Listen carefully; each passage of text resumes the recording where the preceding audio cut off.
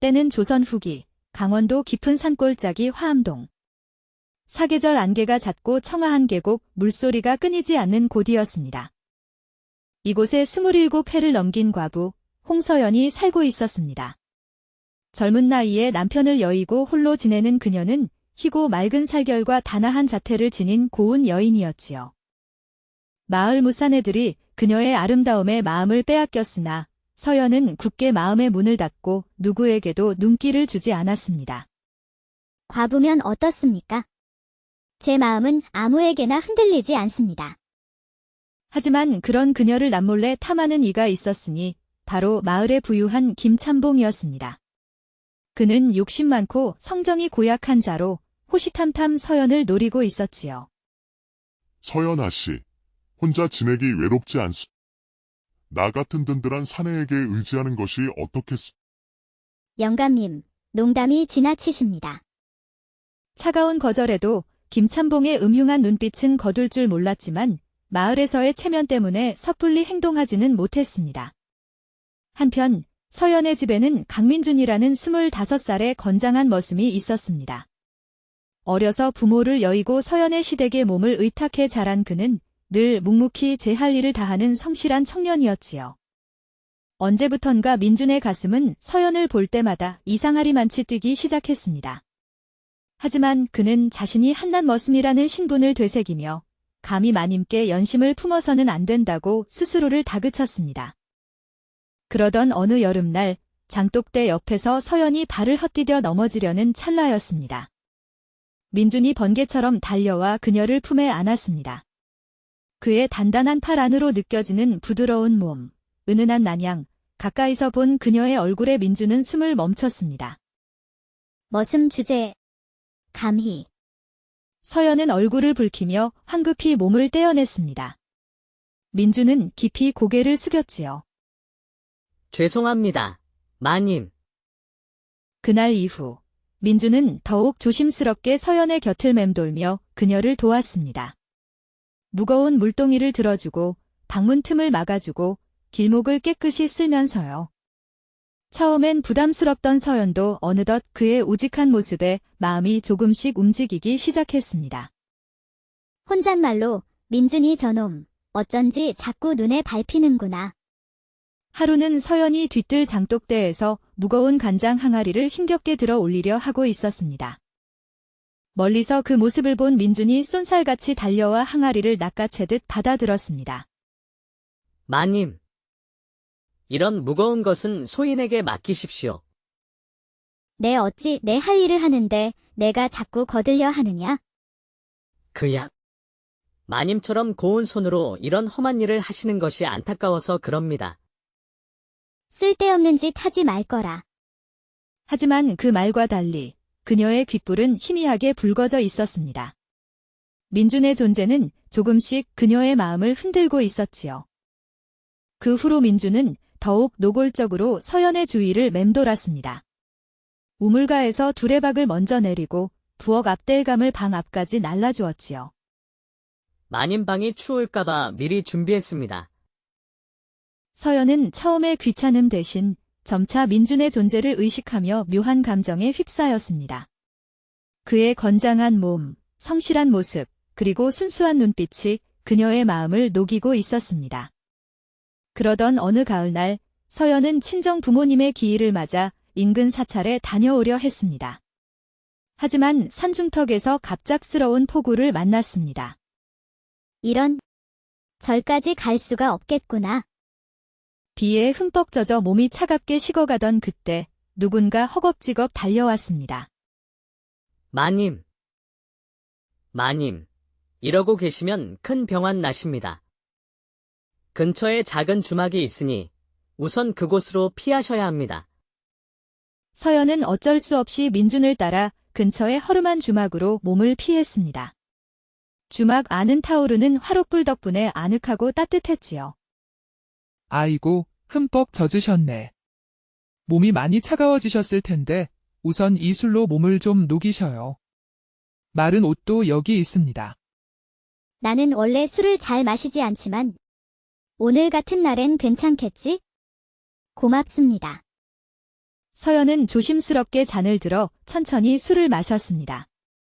따뜻한 기운에 긴장이 풀리며 노곤함이 밀려왔고 그녀는 자신도 모르게 스르르 잠이 들었습니다. 민주는 잠든 서연의 얼굴을 가만히 내려다보았습니다. 비에 젖은 머리카락, 하얀 목선, 붉게 상기된 뺨, 냉두 같은 입술. 그의 심장이 거칠게 뛰기 시작했습니다. 혼잣말로, 마님. 내 눈앞에 이렇게 그는 저도 모르게 손을 뻗어 그녀의 젖은 저고리 끝자락을 살며시 잡았습니다. 이 순간만큼은 그녀를 자신의 여자로 품고 싶다는 강렬한 욕망이 그를 휘감았습니다. 거칠게 숨을 내쉬던 그 순간 서연이 스르르 눈을 떴습니다. 반쯤 감긴 흐릿한 눈동자가 민준을 향했습니다.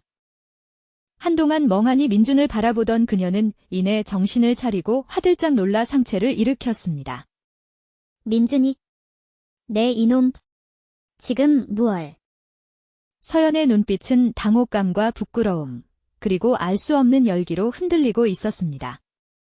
민준은 급히 고개를 숙이며 손사래를 쳤습니다. 아닙니다, 마님. 소희는 결코 마님을 욕되게 할 생각이 없었습니다. 그저. 그의 손이 후두둑 떨리고 있는 것을 서연은 보았습니다. 비록 미천한 머슴이지만 자신을 향한 그의 감정이 얼마나 순수하고 뜨거운지 순간 가슴 깊이 느껴졌습니다. 민준아. 서연은 자신도 모르게 조심스럽게 손을 내밀어 민준의 거칠고 투박한 뺨을 어루만졌습니다.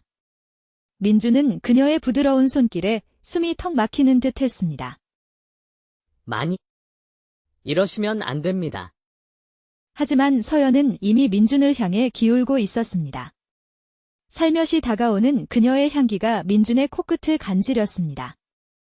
두 사람의 입술이 맞닿기 직전 서연이 조용히 속삭였습니다. 넌 나를 욕되게 한 것이 아니란다, 민준아. 오히려 나를 지켜준 것이야. 그녀의 손길이 민준의 뺨을 부드럽게 감쌌습니다. 민준의 심장이 미친 듯이 뛰었습니다.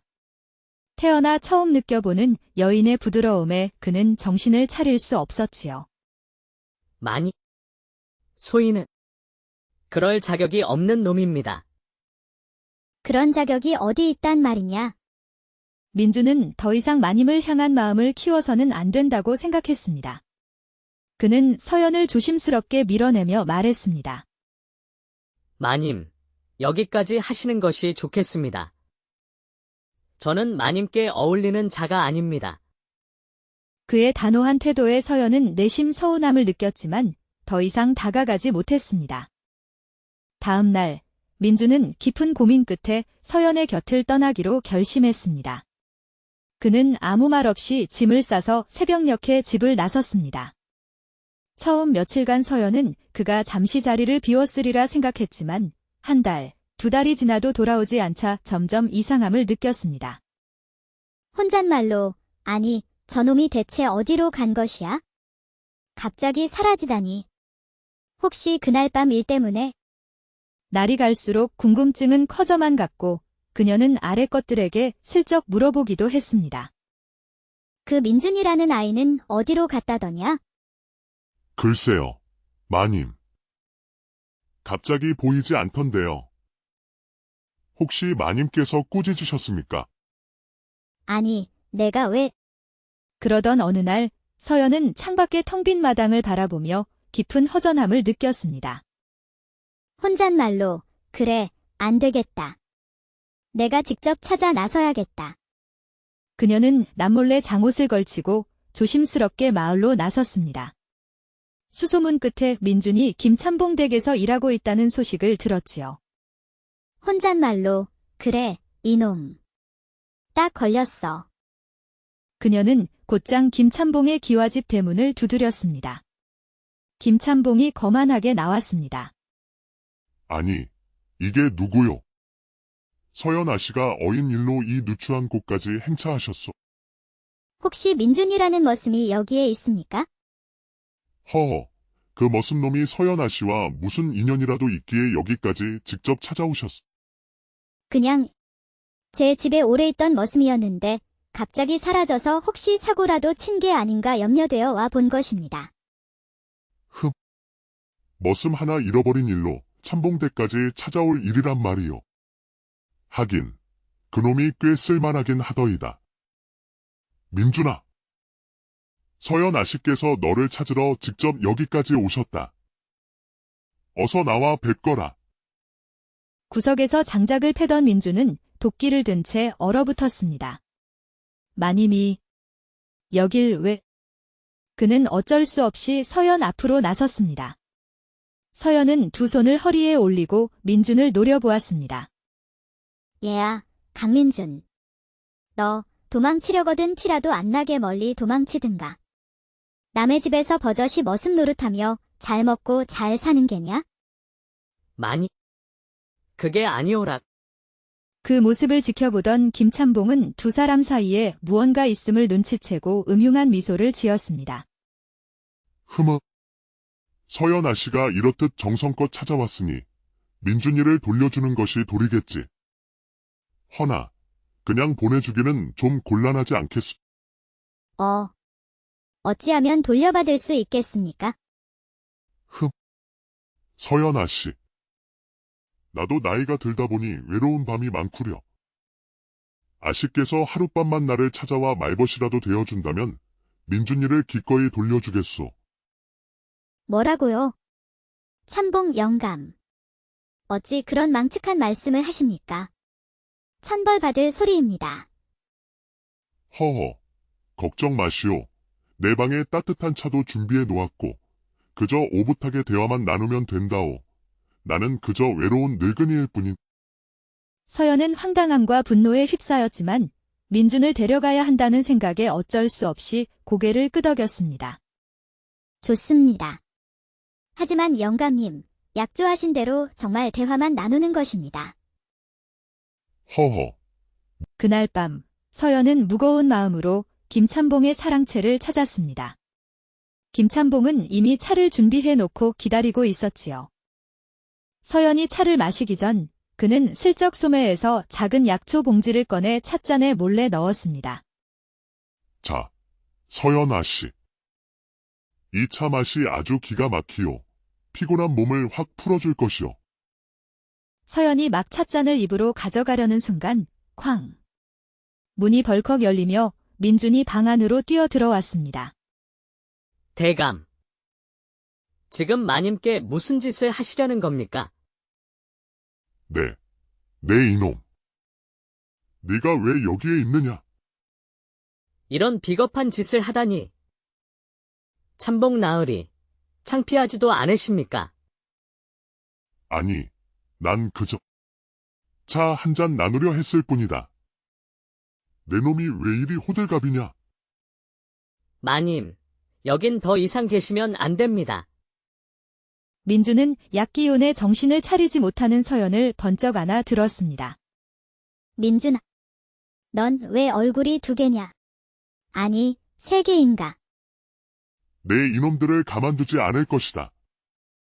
민준은 정신 못 차리는 서연을 안고 김참봉의 집을 빠져나왔습니다. 그의 얼굴은 땀으로 범벅이었지만 눈빛은 결연했지요. 마님, 정신 좀 차리십시오.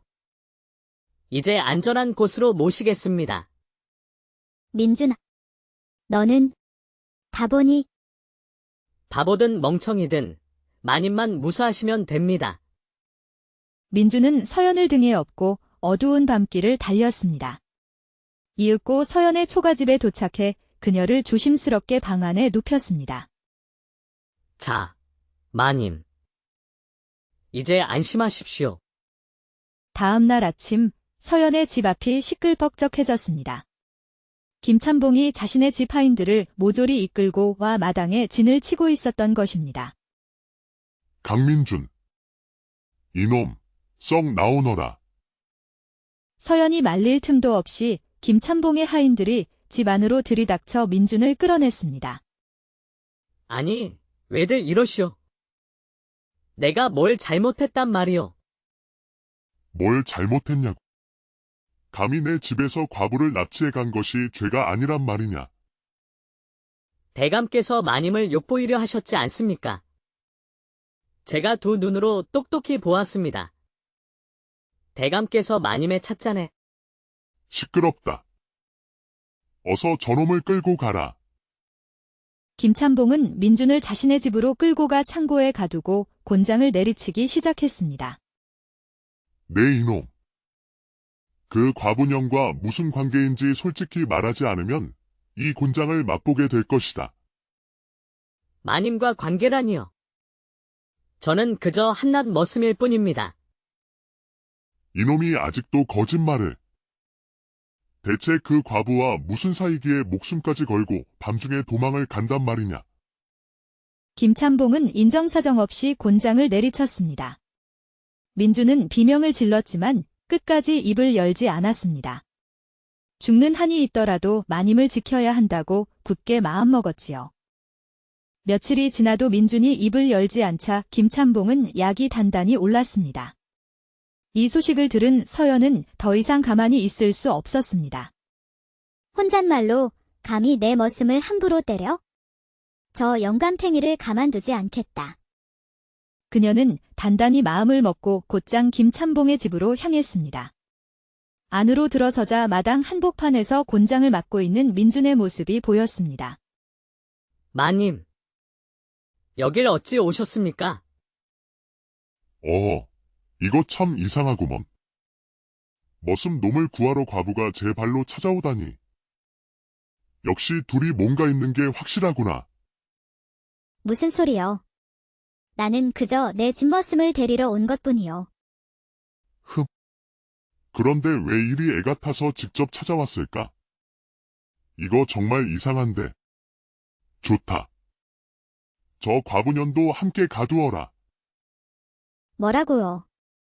질투와 분노에 눈이 먼 김참봉은 서연마저 민준과 함께 창고에 가두어 버렸습니다. 죽고 못 사는 너희 둘, 어디 여기서 함께 말라 죽어봐라.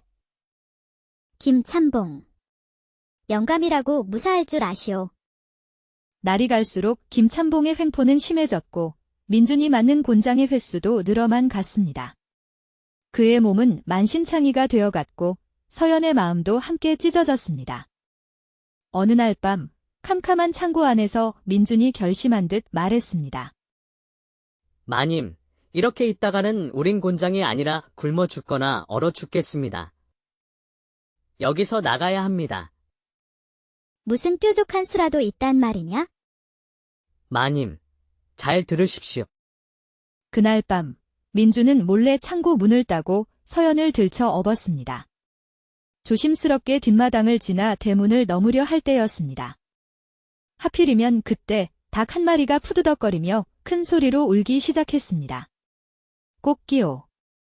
그 소리에 사방에서 하인들의 횃불이 번쩍이며 몰려들었습니다. 도망자다. 잡아라. 민준은 서연을 땅에 내려놓으며 다급하게 속삭였습니다. 마님, 여기서부터는 혼자 뛰셔야 합니다. 뒤돌아보지 말고 어서 뛰십시오. 민준아. 어서요, 마님. 결국 민준은 또다시 붙잡혀 김참봉 앞으로 끌려갔고 서연은 눈물을 머금고 어둠 속으로 사라졌습니다. 이것들이 감히 도망을 쳐? 네 이놈. 민준은 눈을 질끈 감으며 쏟아지는 곤장을 맞을 준비를 했습니다. 며칠 후 서연이 몰래 김참봉의 집 주변을 살피던 중 갑자기 의금부 관리들이 들이닥쳤습니다. 이 집에 강민준이라는 머슴이 있느냐? 아니, 그저 머슴 놈 하나 때문에 의금부 나으리들께서 어찌 여기까지. 죄 없는 사람을 가두고 가혹한 형벌을 가한 죄. 내 어찌 감히 왕손에게 매질을 하였느냐? 왕손이라니요? 아니, 머슴 놈이 어찌 왕손이란 말입니까? 그 말을 들은 김참봉과 집식솔들, 그리고 엿듣고 있던 서연의 눈이 휘둥그레졌습니다. 내 놈 따위가 알바 아니다. 저분은 비록 지금은 미천한 행색을 하고 계시나 한때 숙빈의 자리에 계셨던 채씨 마마의 아드님이시다. 숙빈께서 폐위되어 출궁하실 때 잃어버린 왕자님을 우리가 수십 년간 찾아 헤맸느니라. 너는 왕족을 가두고 고문하였으니 그 죄가 매우 무겁다. 순순히 의금부로 가서 모든 것을 밝히거라. 혼잣말로, 네. 내가 왕족이라고. 혼잣말로 이제야 모든 것이 설명되는구나. 어쩐지 평범한 머슴치고는 너무나 기품이 있다 했지. 아니, 그럼 내가 그동안 왕족에게 허드레시를 시킨 거였단 말인가. 의금부 관리는 민준에게 다가가 깊이 고개를 숙였습니다. 도련님. 소인이 얼마나 도련님을 찾아다녔는지 모르옵니다. 비록 숙빈 마마께서 그리 되셨으나 왕실의 피를 이어받으신 이상 도련님은 엄연한 왕실의 일원이십니다. 이제 궁으로 돌아가셔야 합니다. 늦게 찾아뵈어 송구하옵니다. 민준은 깊은 한숨을 내쉬었습니다. 자신의 기구한 운명과 갑작스러운 신분 변화에 어찌할 바를 몰랐지요.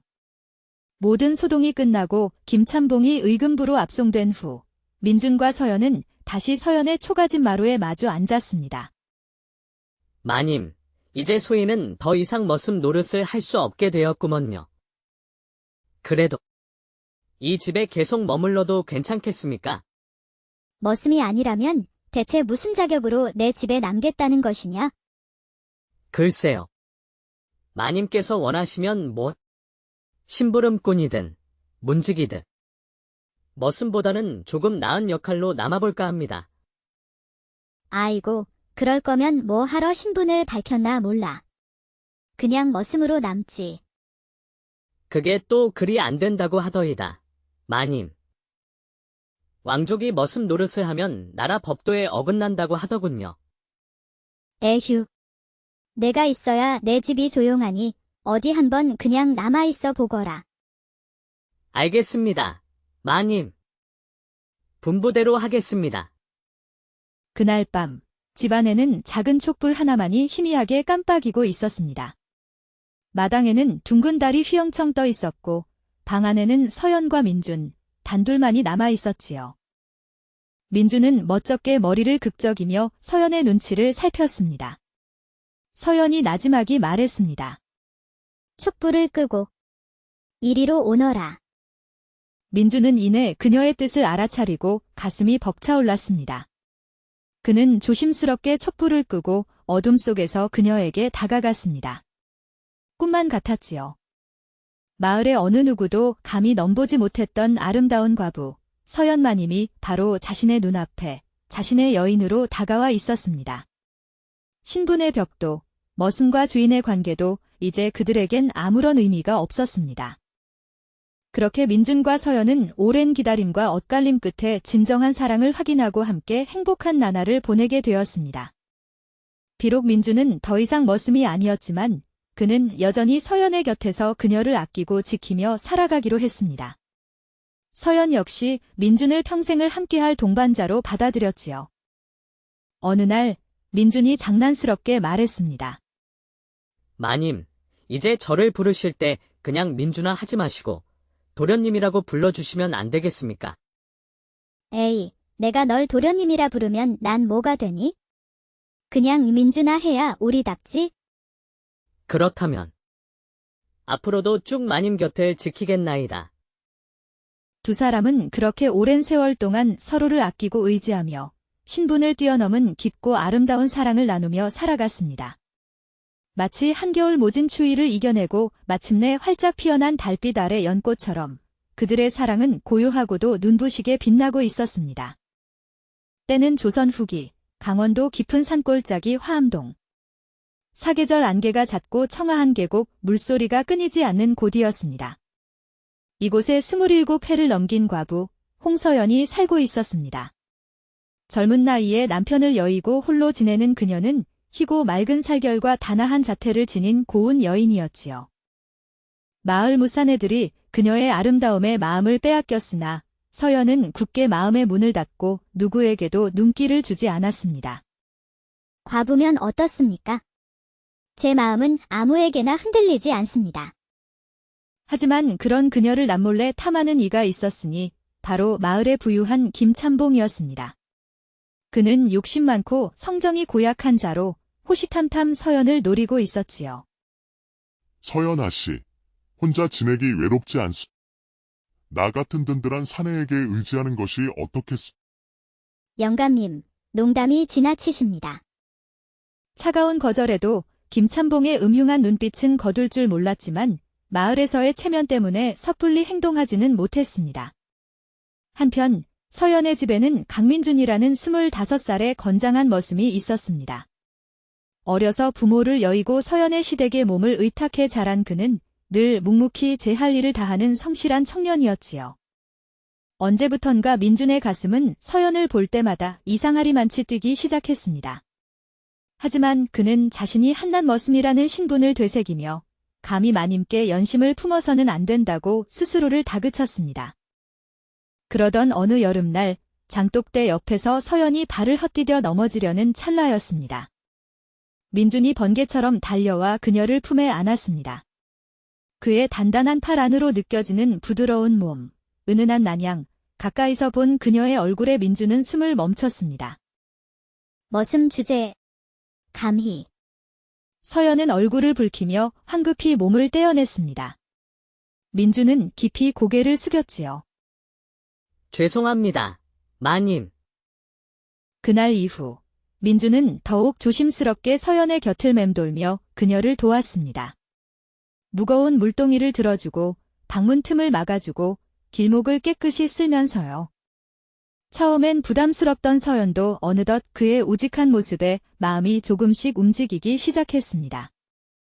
혼잣말로 민준이 저놈, 어쩐지 자꾸 눈에 밟히는구나. 하루는 서연이 뒤뜰 장독대에서 무거운 간장 항아리를 힘겹게 들어 올리려 하고 있었습니다. 멀리서 그 모습을 본 민준이 쏜살같이 달려와 항아리를 낚아채듯 받아들었습니다. 마님. 이런 무거운 것은 소인에게 맡기십시오. 내 어찌 내 할 일을 하는데 내가 자꾸 거들려 하느냐? 그야. 마님처럼 고운 손으로 이런 험한 일을 하시는 것이 안타까워서 그럽니다. 쓸데없는 짓 하지 말거라. 하지만 그 말과 달리 그녀의 귓불은 희미하게 붉어져 있었습니다. 민준의 존재는 조금씩 그녀의 마음을 흔들고 있었지요. 그 후로 민준은 더욱 노골적으로 서연의 주위를 맴돌았습니다. 우물가에서 두레박을 먼저 내리고 부엌 앞대감을 방 앞까지 날라주었지요. 마님 방이 추울까봐 미리 준비했습니다. 서연은 처음에 귀찮음 대신 점차 민준의 존재를 의식하며 묘한 감정에 휩싸였습니다. 그의 건장한 몸, 성실한 모습, 그리고 순수한 눈빛이 그녀의 마음을 녹이고 있었습니다. 그러던 어느 가을날 서연은 친정 부모님의 기일을 맞아 인근 사찰에 다녀오려 했습니다. 하지만 산중턱에서 갑작스러운 폭우를 만났습니다. 이런, 절까지 갈 수가 없겠구나. 비에 흠뻑 젖어 몸이 차갑게 식어가던 그때 누군가 허겁지겁 달려왔습니다. 마님. 마님. 이러고 계시면 큰 병환 나십니다. 근처에 작은 주막이 있으니 우선 그곳으로 피하셔야 합니다. 서연은 어쩔 수 없이 민준을 따라 근처의 허름한 주막으로 몸을 피했습니다. 주막 안은 타오르는 화롯불 덕분에 아늑하고 따뜻했지요. 아이고, 흠뻑 젖으셨네. 몸이 많이 차가워지셨을 텐데 우선 이 술로 몸을 좀 녹이셔요. 마른 옷도 여기 있습니다. 나는 원래 술을 잘 마시지 않지만 오늘 같은 날엔 괜찮겠지? 고맙습니다. 서연은 조심스럽게 잔을 들어 천천히 술을 마셨습니다. 따뜻한 기운에 긴장이 풀리며 노곤함이 밀려왔고 그녀는 자신도 모르게 스르르 잠이 들었습니다. 민준은 잠든 서연의 얼굴을 가만히 내려다보았습니다. 비에 젖은 머리카락, 하얀 목선, 붉게 상기된 뺨, 냉두 같은 입술. 그의 심장이 거칠게 뛰기 시작했습니다. 혼잣말로. 마님이. 내 눈앞에 이렇게. 그는 저도 모르게 손을 뻗어 그녀의 젖은 저고리 끝자락을 살며시 잡았습니다. 이 순간만큼은 그녀를 자신의 여자로 품고 싶다는 강렬한 욕망이 그를 휘감았습니다. 거칠게 숨을 내쉬던 그 순간 서연이 스르르 눈을 떴습니다. 반쯤 감긴 흐릿한 눈동자가 민준을 향했습니다. 한동안 멍하니 민준을 바라보던 그녀는 이내 정신을 차리고 화들짝 놀라 상체를 일으켰습니다. 민준이, 내 이놈, 지금 무얼? 서연의 눈빛은 당혹감과 부끄러움, 그리고 알 수 없는 열기로 흔들리고 있었습니다. 민준은 급히 고개를 숙이며 손사래를 쳤습니다. 아닙니다. 마님. 소희는 결코 마님을 욕되게 할 생각이 없었습니다. 그저. 그의 손이 후두둑 떨리고 있는 것을 서연은 보았습니다. 비록 미천한 머슴이지만 자신을 향한 그의 감정이 얼마나 순수하고 뜨거운지 순간 가슴 깊이 느껴졌습니다. 민준아, 서연은 자신도 모르게 조심스럽게 손을 내밀어 민준의 거칠고 투박한 뺨을 어루만졌습니다. 민준은 그녀의 부드러운 손길에 숨이 턱 막히는 듯 했습니다. 마님. 이러시면 안 됩니다. 하지만 서연은 이미 민준을 향해 기울고 있었습니다. 살며시 다가오는 그녀의 향기가 민준의 코끝을 간지렸습니다. 두 사람의 입술이 맞닿기 직전 서연이 조용히 속삭였습니다. 넌 나를 욕되게 한 것이 아니란다, 민준아. 오히려 나를 지켜준 것이야. 그녀의 손길이 민준의 뺨을 부드럽게 감쌌습니다. 민준의 심장이 미친 듯이 뛰었습니다. 태어나 처음 느껴보는 여인의 부드러움에 그는 정신을 차릴 수 없었지요. 마님. 소희는 그럴 자격이 없는 놈입니다. 그런 자격이 어디 있단 말이냐? 민준은 더 이상 마님을 향한 마음을 키워서는 안 된다고 생각했습니다. 그는 서연을 조심스럽게 밀어내며 말했습니다. 마님, 여기까지 하시는 것이 좋겠습니다. 저는 마님께 어울리는 자가 아닙니다. 그의 단호한 태도에 서연은 내심 서운함을 느꼈지만 더 이상 다가가지 못했습니다. 다음 날, 민준은 깊은 고민 끝에 서연의 곁을 떠나기로 결심했습니다. 그는 아무 말 없이 짐을 싸서 새벽녘에 집을 나섰습니다. 처음 며칠간 서연은 그가 잠시 자리를 비웠으리라 생각했지만 한 달, 두 달이 지나도 돌아오지 않자 점점 이상함을 느꼈습니다. 혼잣말로, 아니, 저놈이 대체 어디로 간 것이야? 갑자기 사라지다니. 혹시 그날 밤 일 때문에? 날이 갈수록 궁금증은 커져만 갔고 그녀는 아래 것들에게 슬쩍 물어보기도 했습니다. 그 민준이라는 아이는 어디로 갔다더냐? 글쎄요, 마님. 갑자기 보이지 않던데요. 혹시 마님께서 꾸짖으셨습니까? 아니, 내가 왜? 그러던 어느 날 서연은 창밖의 텅 빈 마당을 바라보며 깊은 허전함을 느꼈습니다. 혼잣말로, 그래, 안 되겠다. 내가 직접 찾아 나서야겠다. 그녀는 남몰래 장옷을 걸치고 조심스럽게 마을로 나섰습니다. 수소문 끝에 민준이 김참봉 댁에서 일하고 있다는 소식을 들었지요. 혼잣말로, 그래, 이놈. 딱 걸렸어. 그녀는 곧장 김참봉의 기와집 대문을 두드렸습니다. 김참봉이 거만하게 나왔습니다. 아니, 이게 누구요? 서연 아씨가 어인 일로 이 누추한 곳까지 행차하셨소. 혹시 민준이라는 머슴이 여기에 있습니까? 허허, 그 머슴놈이 서연 아씨와 무슨 인연이라도 있기에 여기까지 직접 찾아오셨소. 그냥 제 집에 오래 있던 머슴이었는데 갑자기 사라져서 혹시 사고라도 친 게 아닌가 염려되어 와 본 것입니다. 머슴 하나 잃어버린 일로 참봉대까지 찾아올 일이란 말이요. 하긴, 그놈이 꽤 쓸만하긴 하더이다. 민준아, 서연 아씨께서 너를 찾으러 직접 여기까지 오셨다. 어서 나와 뵙거라. 구석에서 장작을 패던 민준은 도끼를 든 채 얼어붙었습니다. 마님이 여길 왜?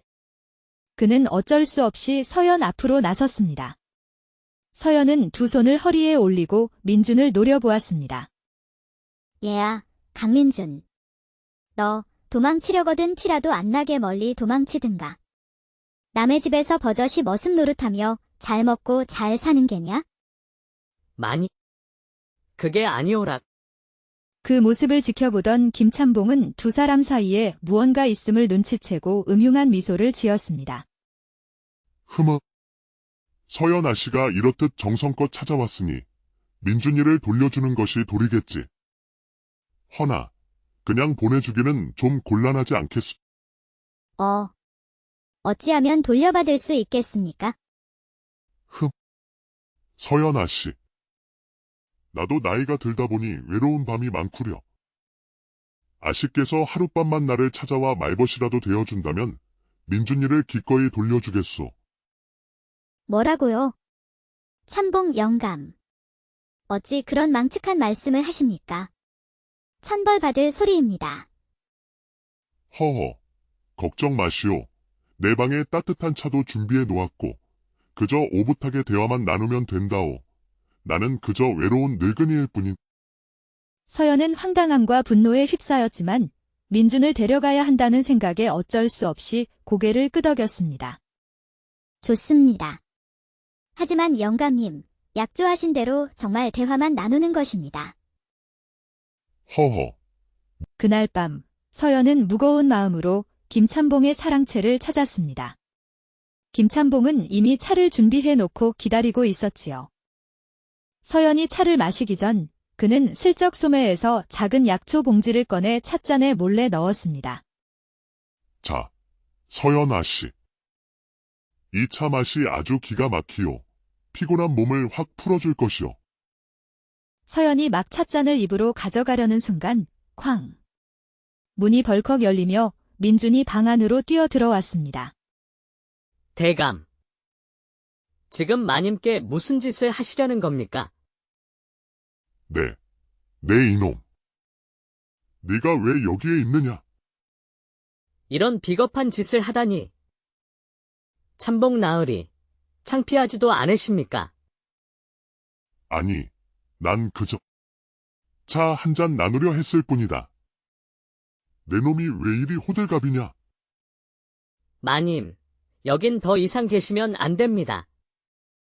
민준은 약기운에 정신을 차리지 못하는 서연을 번쩍 안아 들었습니다. 민준아, 넌 왜 얼굴이 두 개냐? 아니, 세 개인가? 내 이놈들을 가만두지 않을 것이다.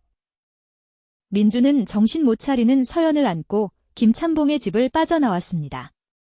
그의 얼굴은 땀으로 범벅이었지만 눈빛은 결연했지요. 마님, 정신 좀 차리십시오. 이제 안전한 곳으로 모시겠습니다. 민준아, 너는 바보니? 바보든 멍청이든 마님만 무사하시면 됩니다. 민준은 서연을 등에 업고 어두운 밤길을 달렸습니다. 이윽고 서연의 초가집에 도착해 그녀를 조심스럽게 방 안에 눕혔습니다. 자, 마님. 이제 안심하십시오. 다음 날 아침 서연의 집 앞이 시끌벅적해졌습니다. 김참봉이 자신의 집 하인들을 모조리 이끌고 와 마당에 진을 치고 있었던 것입니다. 강민준. 이놈, 썩 나오너라. 서연이 말릴 틈도 없이 김참봉의 하인들이 집 안으로 들이닥쳐 민준을 끌어냈습니다. 아니, 왜들 이러시오? 내가 뭘 잘못했단 말이오? 뭘 잘못했냐고. 감히 내 집에서 과부를 납치해 간 것이 죄가 아니란 말이냐. 대감께서 마님을 욕보이려 하셨지 않습니까? 제가 두 눈으로 똑똑히 보았습니다. 대감께서 마님의 찻잔에 시끄럽다. 어서 저놈을 끌고 가라. 김참봉은 민준을 자신의 집으로 끌고 가 창고에 가두고 곤장을 내리치기 시작했습니다. 내 이놈. 그 과부년과 무슨 관계인지 솔직히 말하지 않으면 이 곤장을 맛보게 될 것이다. 마님과 관계라니요. 저는 그저 한낱 머슴일 뿐입니다. 이놈이 아직도 거짓말을. 대체 그 과부와 무슨 사이기에 목숨까지 걸고 밤중에 도망을 간단 말이냐. 김참봉은 인정사정 없이 곤장을 내리쳤습니다. 민주는 비명을 질렀지만 끝까지 입을 열지 않았습니다. 죽는 한이 있더라도 마님을 지켜야 한다고 굳게 마음먹었지요. 며칠이 지나도 민준이 입을 열지 않자 김참봉은 약이 단단히 올랐습니다. 이 소식을 들은 서연은 더 이상 가만히 있을 수 없었습니다. 혼잣말로 감히 내 머슴을 함부로 때려? 저 영감탱이를 가만두지 않겠다. 그녀는 단단히 마음을 먹고 곧장 김참봉의 집으로 향했습니다. 안으로 들어서자 마당 한복판에서 곤장을 맡고 있는 민준의 모습이 보였습니다. 마님, 여길 어찌 오셨습니까? 이거 참 이상하구먼. 머슴 놈을 구하러 과부가 제 발로 찾아오다니. 역시 둘이 뭔가 있는 게 확실하구나. 무슨 소리여? 나는 그저 내 집머슴을 데리러 온 것뿐이요. 그런데 왜 이리 애가 타서 직접 찾아왔을까? 이거 정말 이상한데. 좋다. 저 과부년도 함께 가두어라. 뭐라고요? 질투와 분노에 눈이 먼 김참봉은 서연마저 민준과 함께 창고에 가두어 버렸습니다. 죽고 못 사는 너희 둘, 어디 여기서 함께 말라 죽어봐라. 김참봉. 영감이라고 무사할 줄 아시오. 날이 갈수록 김참봉의 횡포는 심해졌고 민준이 맞는 곤장의 횟수도 늘어만 갔습니다. 그의 몸은 만신창이가 되어갔고 서연의 마음도 함께 찢어졌습니다. 어느 날 밤 캄캄한 창고 안에서 민준이 결심한 듯 말했습니다. 마님, 이렇게 있다가는 우린 곤장이 아니라 굶어 죽거나 얼어 죽겠습니다. 여기서 나가야 합니다. 무슨 뾰족한 수라도 있단 말이냐? 마님, 잘 들으십시오. 그날 밤 민준은 몰래 창고 문을 따고 서연을 들쳐 업었습니다. 조심스럽게 뒷마당을 지나 대문을 넘으려 할 때였습니다. 하필이면 그때 닭 한 마리가 푸드덕거리며 큰 소리로 울기 시작했습니다. 꽃기호. 그 소리에 사방에서 하인들의 횃불이 번쩍이며 몰려들었습니다. 도망자다. 잡아라. 민준은 서연을 땅에 내려놓으며 다급하게 속삭였습니다. 마님, 여기서부터는 혼자 뛰셔야 합니다. 뒤돌아보지 말고 어서 뛰십시오. 민준아. 어서요, 마님. 결국 민준은 또다시 붙잡혀 김참봉 앞으로 끌려갔고 서연은 눈물을 머금고 어둠 속으로 사라졌습니다. 이것들이 감히 도망을 쳐? 네 이놈. 민준은 눈을 질끈 감으며 쏟아지는 곤장을 맞을 준비를 했습니다.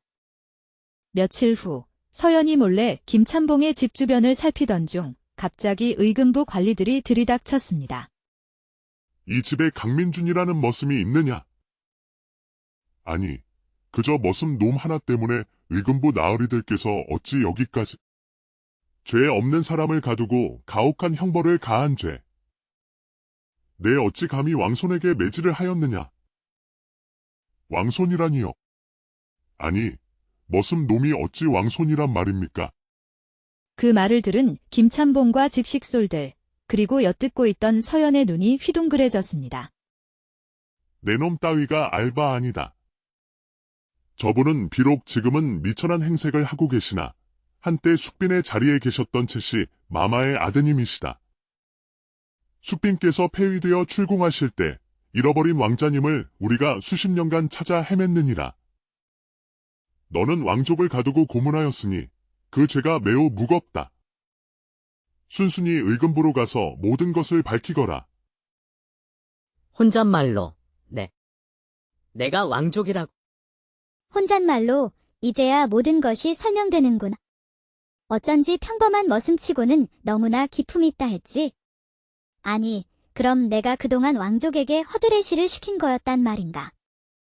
의금부 관리는 민준에게 다가가 깊이 고개를 숙였습니다. 도련님.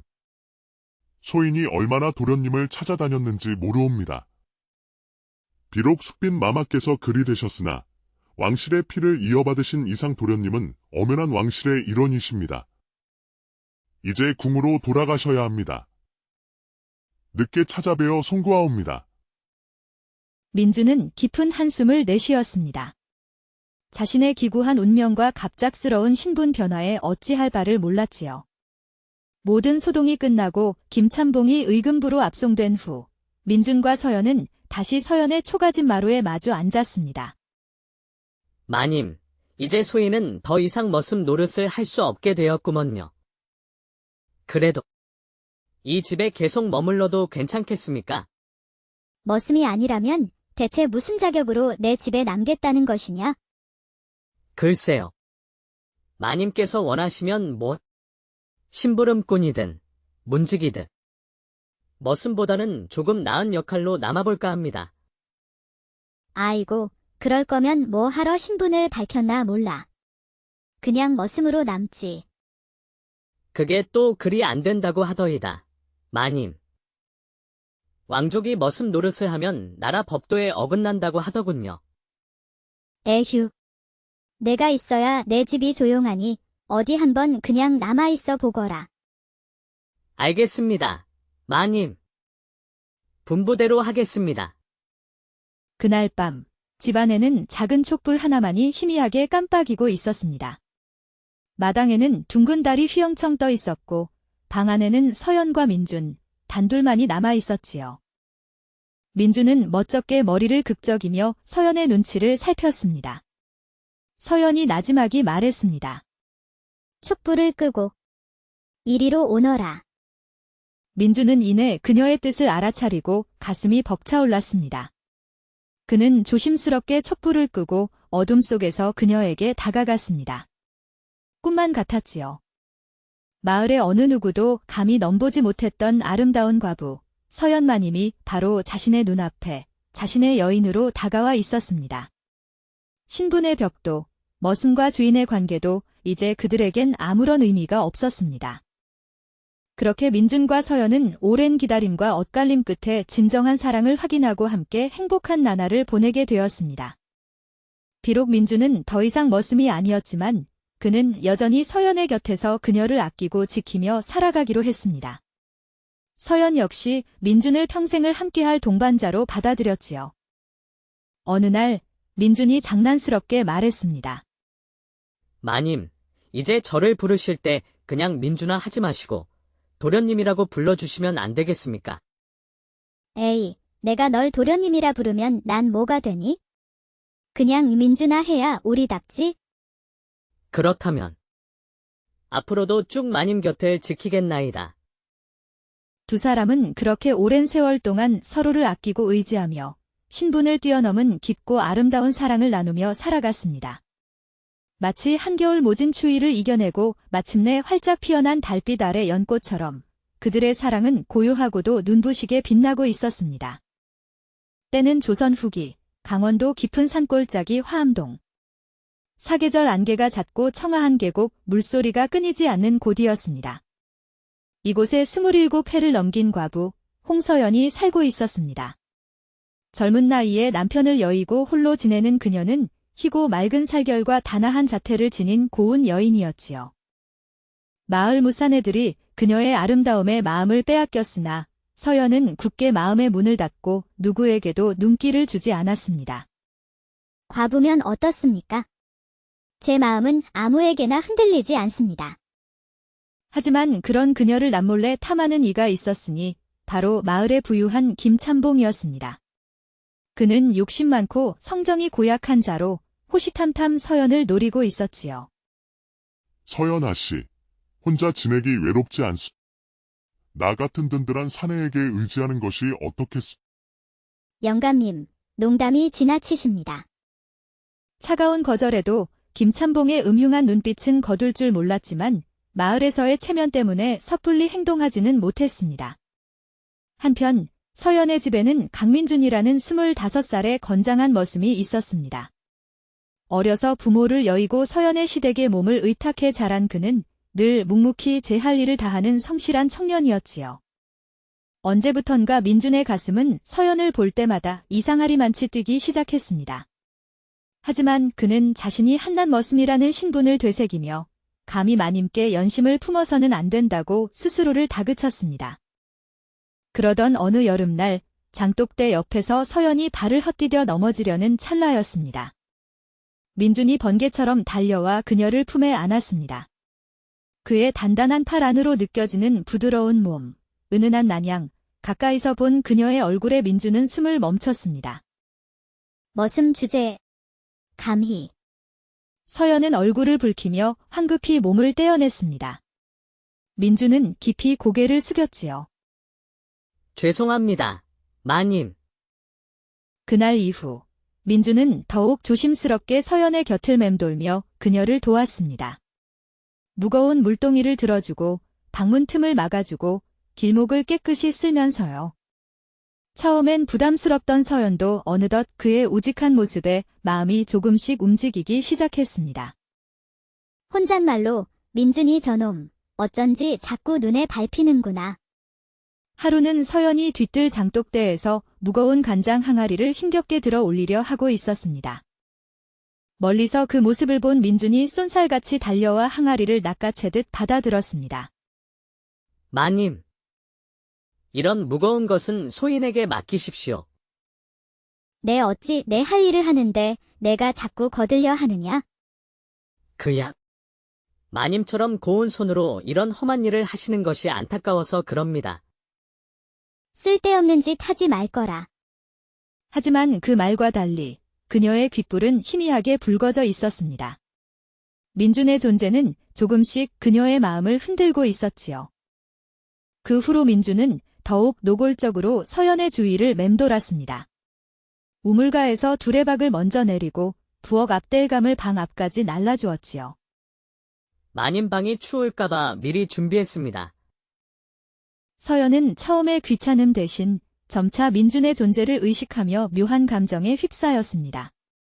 그의 건장한 몸, 성실한 모습, 그리고 순수한 눈빛이 그녀의 마음을 녹이고 있었습니다. 그러던 어느 가을날 서연은 친정 부모님의 기일을 맞아 인근 사찰에 다녀오려 했습니다. 하지만 산중턱에서 갑작스러운 폭우를 만났습니다. 이런. 절까지 갈 수가 없겠구나. 비에 흠뻑 젖어 몸이 차갑게 식어가던 그때 누군가 허겁지겁 달려왔습니다. 마님. 마님. 이러고 계시면 큰 병환 나십니다. 근처에 작은 주막이 있으니 우선 그곳으로 피하셔야 합니다. 서연은 어쩔 수 없이 민준을 따라 근처의 허름한 주막으로 몸을 피했습니다. 주막 안은 타오르는 화롯불 덕분에 아늑하고 따뜻했지요. 아이고, 흠뻑 젖으셨네. 몸이 많이 차가워지셨을 텐데 우선 이 술로 몸을 좀 녹이셔요. 마른 옷도 여기 있습니다. 나는 원래 술을 잘 마시지 않지만 오늘 같은 날엔 괜찮겠지? 고맙습니다. 서연은 조심스럽게 잔을 들어 천천히 술을 마셨습니다. 따뜻한 기운에 긴장이 풀리며 노곤함이 밀려왔고 그녀는 자신도 모르게 스르르 잠이 들었습니다. 민준은 잠든 서연의 얼굴을 가만히 내려다보았습니다. 비에 젖은 머리카락, 하얀 목선, 붉게 상기된 뺨, 냉두 같은 입술. 그의 심장이 거칠게 뛰기 시작했습니다. 혼잣말로 마님이 내 눈앞에 이렇게 그는 저도 모르게 손을 뻗어 그녀의 젖은 저고리 끝자락을 살며시 잡았습니다. 이 순간만큼은 그녀를 자신의 여자로 품고 싶다는 강렬한 욕망이 그를 휘감았습니다. 거칠게 숨을 내쉬던 그 순간 서연이 스르르 눈을 떴습니다. 반쯤 감긴 흐릿한 눈동자가 민준을 향했습니다. 한동안 멍하니 민준을 바라보던 그녀는 이내 정신을 차리고 화들짝 놀라 상체를 일으켰습니다. 민준이. 내 이놈. 지금 무얼. 서연의 눈빛은 당혹감과 부끄러움, 그리고 알 수 없는 열기로 흔들리고 있었습니다. 민준은 급히 고개를 숙이며 손사래를 쳤습니다. 아닙니다. 마님. 소인은 결코 마님을 욕되게 할 생각이 없었습니다. 그저. 그의 손이 후두둑 떨리고 있는 것을 서연은 보았습니다. 비록 미천한 머슴이지만 자신을 향한 그의 감정이 얼마나 순수하고 뜨거운지 순간 가슴 깊이 느껴졌습니다. 민준아, 서연은 자신도 모르게 조심스럽게 손을 내밀어 민준의 거칠고 투박한 뺨을 어루만졌습니다. 민준은 그녀의 부드러운 손길에 숨이 턱 막히는 듯 했습니다. 마님, 이러시면 안 됩니다. 하지만 서연은 이미 민준을 향해 기울고 있었습니다. 살며시 다가오는 그녀의 향기가 민준의 코끝을 간지렸습니다. 두 사람의 입술이 맞닿기 직전 서연이 조용히 속삭였습니다. 넌 나를 욕되게 한 것이 아니란다, 민준아. 오히려 나를 지켜준 것이야. 그녀의 손길이 민준의 뺨을 부드럽게 감쌌습니다. 민준의 심장이 미친 듯이 뛰었습니다. 태어나 처음 느껴보는 여인의 부드러움에 그는 정신을 차릴 수 없었지요. 마님, 소희는 그럴 자격이 없는 놈입니다. 그런 자격이 어디 있단 말이냐? 민준은 더 이상 마님을 향한 마음을 키워서는 안 된다고 생각했습니다. 그는 서연을 조심스럽게 밀어내며 말했습니다. 마님, 여기까지 하시는 것이 좋겠습니다. 저는 마님께 어울리는 자가 아닙니다. 그의 단호한 태도에 서연은 내심 서운함을 느꼈지만 더 이상 다가가지 못했습니다. 다음 날, 민준은 깊은 고민 끝에 서연의 곁을 떠나기로 결심했습니다. 그는 아무 말 없이 짐을 싸서 새벽녘에 집을 나섰습니다. 처음 며칠간 서연은 그가 잠시 자리를 비웠으리라 생각했지만 한 달, 두 달이 지나도 돌아오지 않자 점점 이상함을 느꼈습니다. 혼잣말로, 아니, 저놈이 대체 어디로 간 것이야? 갑자기 사라지다니. 혹시 그날 밤 일 때문에? 날이 갈수록 궁금증은 커져만 갔고 그녀는 아래 것들에게 슬쩍 물어보기도 했습니다. 그 민준이라는 아이는 어디로 갔다더냐? 글쎄요, 마님. 갑자기 보이지 않던데요. 혹시 마님께서 꾸짖으셨습니까? 아니, 내가 왜?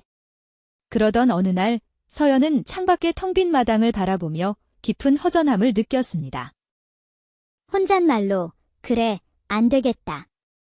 내가 직접 찾아 나서야겠다. 그녀는 남몰래 장옷을 걸치고 조심스럽게 마을로 나섰습니다. 수소문 끝에 민준이 김참봉 댁에서 일하고 있다는 소식을 들었지요. 혼잣말로, 그래, 이놈. 딱 걸렸어.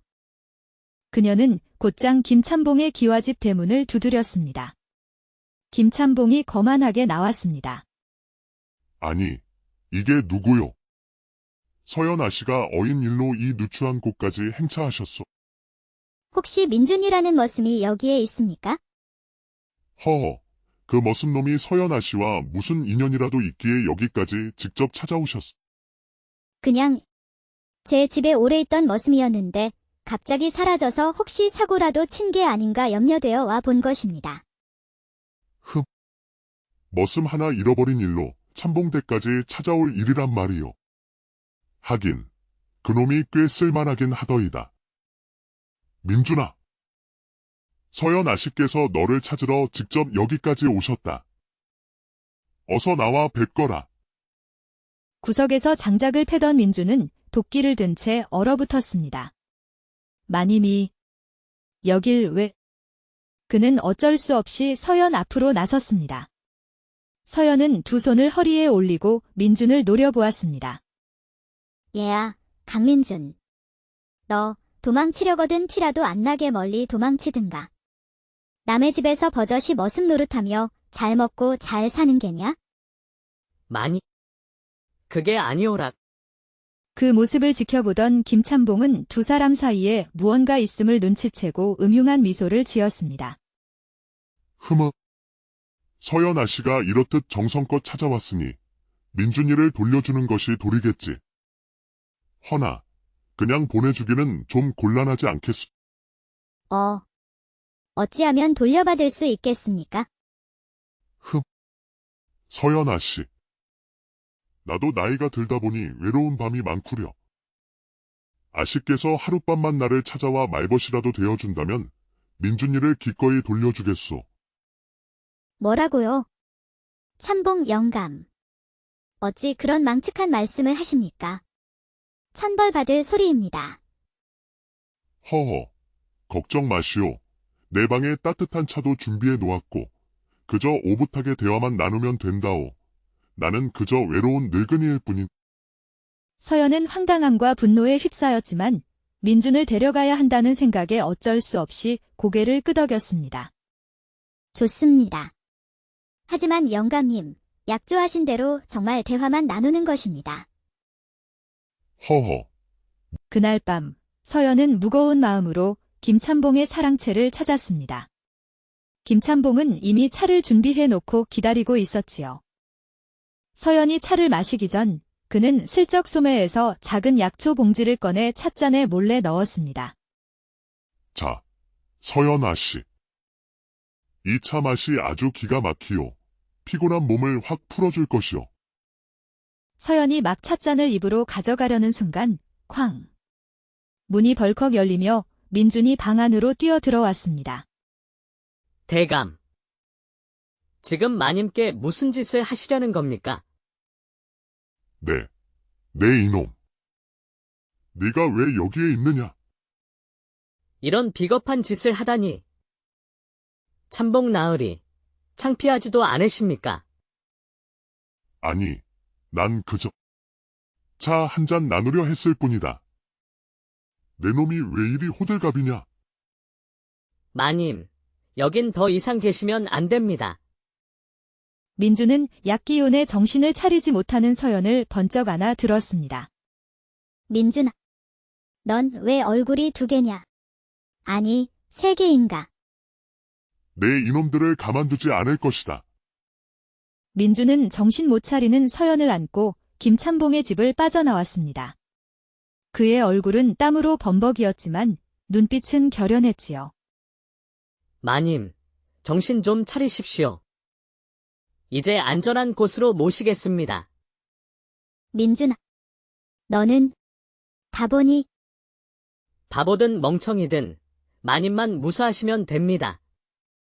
민준은 서연을 등에 업고 어두운 밤길을 달렸습니다. 이윽고 서연의 초가집에 도착해 그녀를 조심스럽게 방 안에 눕혔습니다. 자, 마님. 이제 안심하십시오. 다음 날 아침 서연의 집 앞이 시끌벅적해졌습니다. 김찬봉이 자신의 집 하인들을 모조리 이끌고 와 마당에 진을 치고 있었던 것입니다. 강민준. 이놈, 썩 나오너라. 서연이 말릴 틈도 없이 김찬봉의 하인들이 집 안으로 들이닥쳐 민준을 끌어냈습니다. 아니, 왜들 이러시오? 내가 뭘 잘못했단 말이오. 뭘 잘못했냐고. 감히 내 집에서 과부를 납치해 간 것이 죄가 아니란 말이냐. 대감께서 마님을 욕보이려 하셨지 않습니까? 제가 두 눈으로 똑똑히 보았습니다. 대감께서 마님의 찻잔에 시끄럽다. 어서 저놈을 끌고 가라.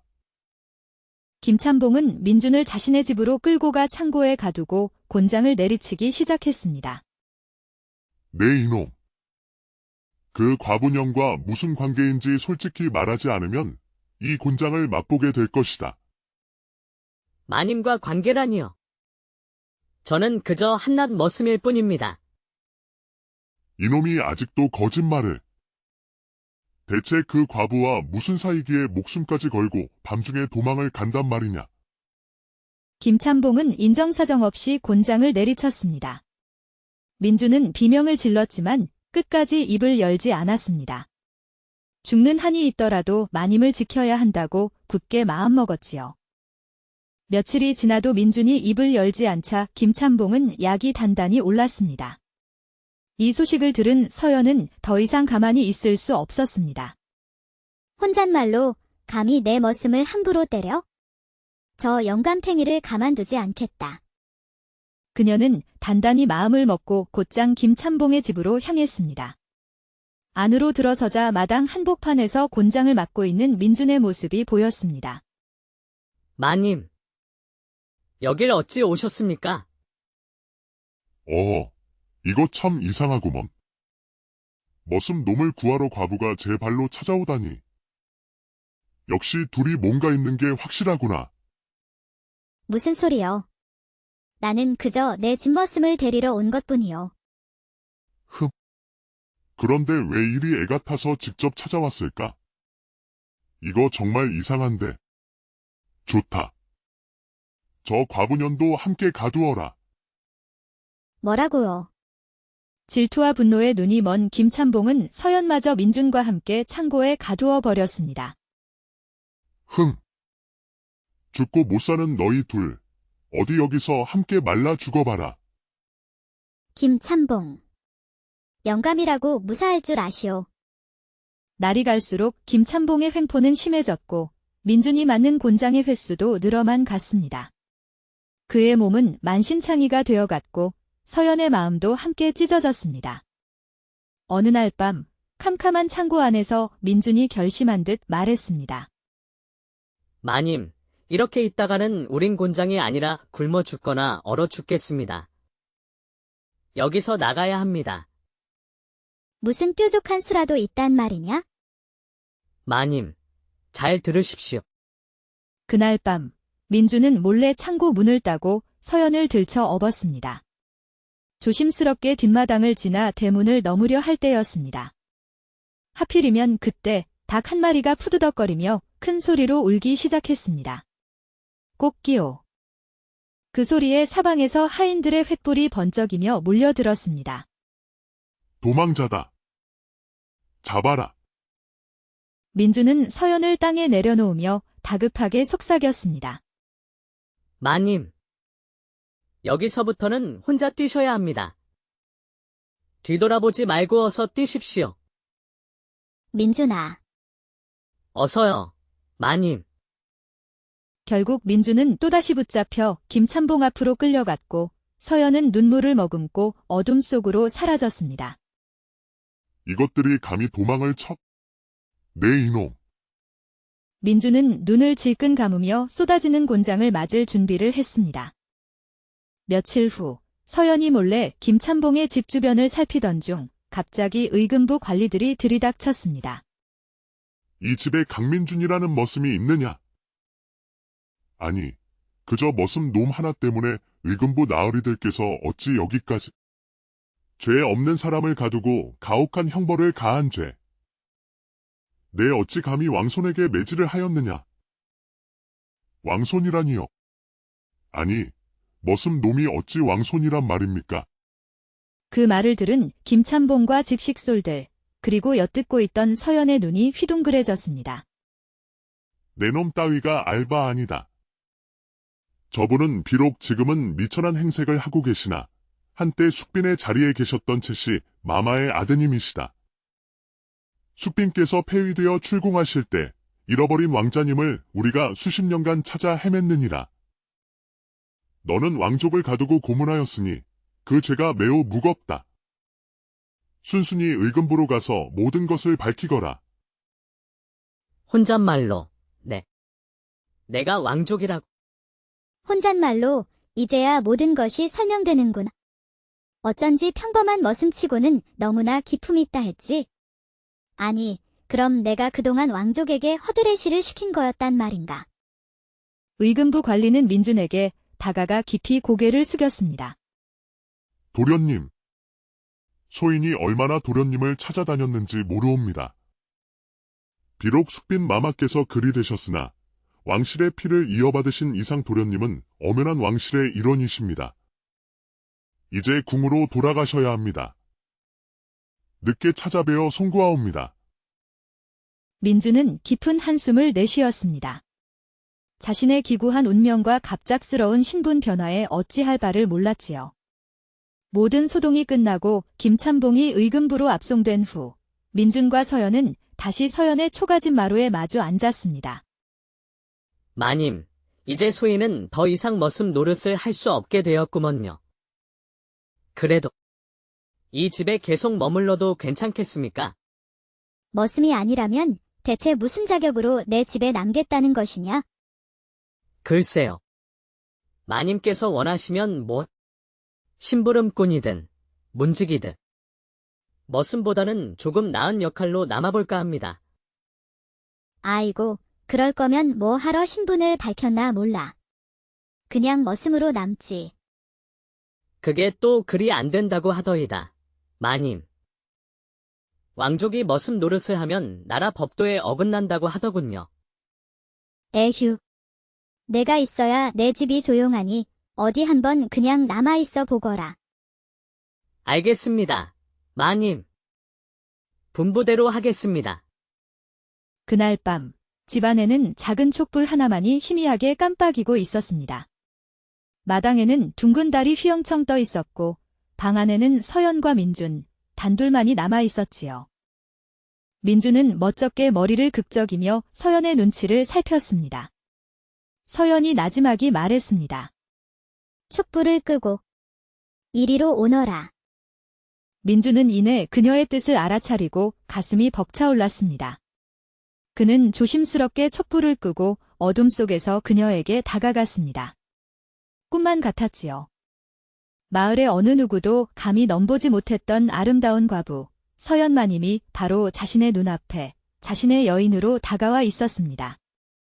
신분의 벽도, 머슴과 주인의 관계도 이제 그들에겐 아무런 의미가 없었습니다. 그렇게 민준과 서연은 오랜 기다림과 엇갈림 끝에 진정한 사랑을 확인하고 함께 행복한 나날을 보내게 되었습니다. 비록 민준은 더 이상 머슴이 아니었지만 그는 여전히 서연의 곁에서 그녀를 아끼고 지키며 살아가기로 했습니다.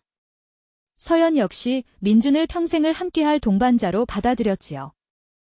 어느 날 민준이 장난스럽게 말했습니다.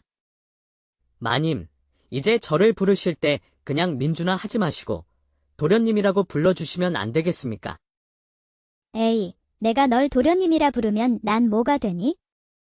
그냥 민준아 해야 우리답지? 그렇다면 앞으로도 쭉 마님 곁을 지키겠나이다. 두 사람은 그렇게 오랜 세월 동안 서로를 아끼고 의지하며 신분을 뛰어넘은 깊고 아름다운 사랑을 나누며 살아갔습니다.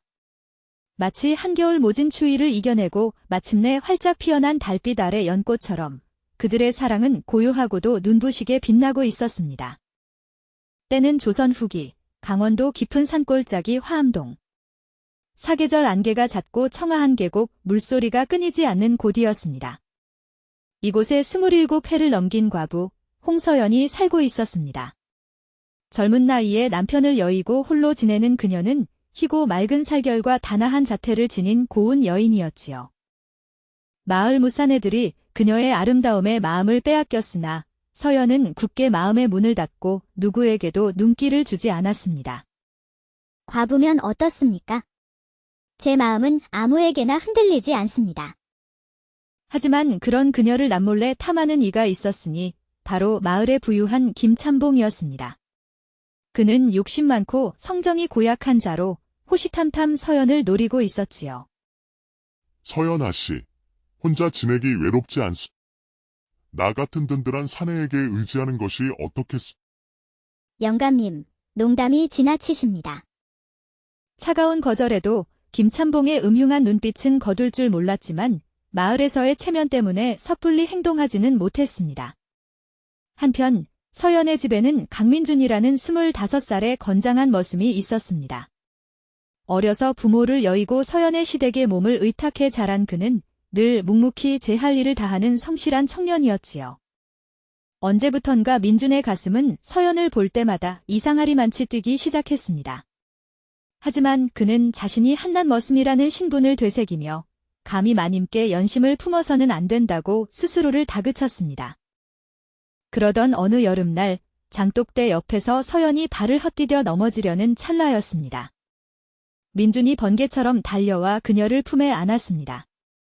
그의 단단한 팔 안으로 느껴지는 부드러운 몸, 은은한 난양, 가까이서 본 그녀의 얼굴에 민준은 숨을 멈췄습니다. 머슴 주제. 감히. 서연은 얼굴을 붉히며 황급히 몸을 떼어냈습니다. 민준은 깊이 고개를 숙였지요. 죄송합니다. 마님. 그날 이후 민준은 더욱 조심스럽게 서연의 곁을 맴돌며 그녀를 도왔습니다. 무거운 물동이를 들어주고 방문 틈을 막아주고 길목을 깨끗이 쓸면서요. 처음엔 부담스럽던 서연도 어느덧 그의 우직한 모습에 마음이 조금씩 움직이기 시작했습니다. 혼잣말로 민준이 저놈 어쩐지 자꾸 눈에 밟히는구나. 하루는 서연이 뒤뜰 장독대에서 무거운 간장 항아리를 힘겹게 들어 올리려 하고 있었습니다. 멀리서 그 모습을 본 민준이 쏜살같이 달려와 항아리를 낚아채듯 받아들었습니다. 마님. 이런 무거운 것은 소인에게 맡기십시오. 내 어찌 내 할 일을 하는데 내가 자꾸 거들려 하느냐? 그야. 마님처럼 고운 손으로 이런 험한 일을 하시는 것이 안타까워서 그럽니다. 쓸데없는 짓 하지 말 거라. 하지만 그 말과 달리 그녀의 귓불은 희미하게 붉어져 있었습니다. 민준의 존재는 조금씩 그녀의 마음을 흔들고 있었지요. 그 후로 민준은 더욱 노골적으로 서연의 주위를 맴돌았습니다. 우물가에서 두레박을 먼저 내리고 부엌 앞댈감을 방 앞까지 날라주었지요. 마님 방이 추울까봐 미리 준비했습니다. 서연은 처음에 귀찮음 대신 점차 민준의 존재를 의식하며 묘한 감정에 휩싸였습니다. 그의 건장한 몸, 성실한 모습, 그리고 순수한 눈빛이 그녀의 마음을 녹이고 있었습니다. 그러던 어느 가을날 서연은 친정 부모님의 기일을 맞아 인근 사찰에 다녀오려 했습니다. 하지만 산중턱에서 갑작스러운 폭우를 만났습니다. 이런 절까지 갈 수가 없겠구나. 비에 흠뻑 젖어 몸이 차갑게 식어가던 그때 누군가 허겁지겁 달려왔습니다. 마님. 마님. 이러고 계시면 큰 병환 나십니다. 근처에 작은 주막이 있으니 우선 그곳으로 피하셔야 합니다. 서연은 어쩔 수 없이 민준을 따라 근처의 허름한 주막으로 몸을 피했습니다. 주막 안은 타오르는 화롯불 덕분에 아늑하고 따뜻했지요. 아이고, 흠뻑 젖으셨네. 몸이 많이 차가워지셨을 텐데 우선 이 술로 몸을 좀 녹이셔요.